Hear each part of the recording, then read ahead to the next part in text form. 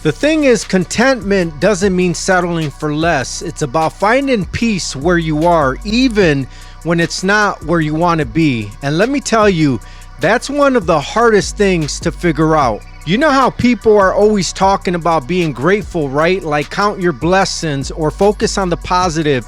I used to hear that and think, yeah, that's easy to say when everything's going well. But when life throws you curveballs like financial struggles, broken relationships, or just feeling stuck, it's not so easy to stay positive, let alone content. What I've realized though is that contentment isn't about pretending everything's fine. It's about ignoring the things you're working towards or the areas where life feels unfair. It's about learning to see the good and the hard at the same time. Like, this sucks right now, but I'm still breathing and still have the moment to work with. It's shifting the perspective without losing the reality. For me, contentment really hit home when I started thinking about the word enough. Like, what is enough for me? Because let's be honest, society constantly tells us what we need more of: more money, more success, more stuff.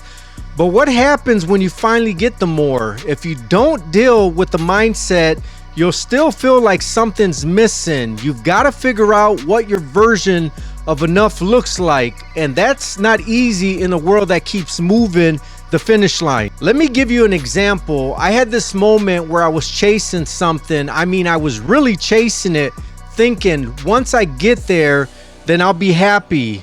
You've been there, right? But when I got what I was chasing, it didn't feel how I thought it would. I was already thinking about the next thing I needed. That's when I realized it's not the external stuff that makes you content. It's what you decide to feel right now, regardless of what you have or don't have. And don't get me wrong, contentment doesn't mean giving up growth. That's where people misunderstand it. You can still have ambition, still work towards your goals, but instead of chasing them from a place of lack or fear, you're chasing them from a place of gratitude. Like, I'm grateful for what I have and I'm excited for what's next. That shift changes everything. You know what else helps? Perspective. I read this quote once. It said, if you have something someone else is praying for, you're already blessed. That hit me hard. I started looking at my life differently. Even on my worst days, there's something I can point to and say, this is good. Maybe it's a roof over my head. Maybe it's a laugh I had with a friend. Maybe it's just the fact that I made it through the day. Finding those small joys doesn't erase the hard stuff, but it balances it out. And I think that's the secret. Contentment isn't a destination, it's a practice.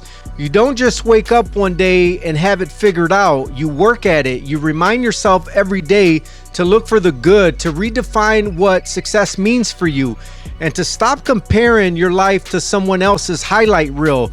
Because real contentment, it's quiet, it's simple, it's found in the in-between moments. So yeah, it's not about settling, it's about learning to live fully in the now while you work toward the future.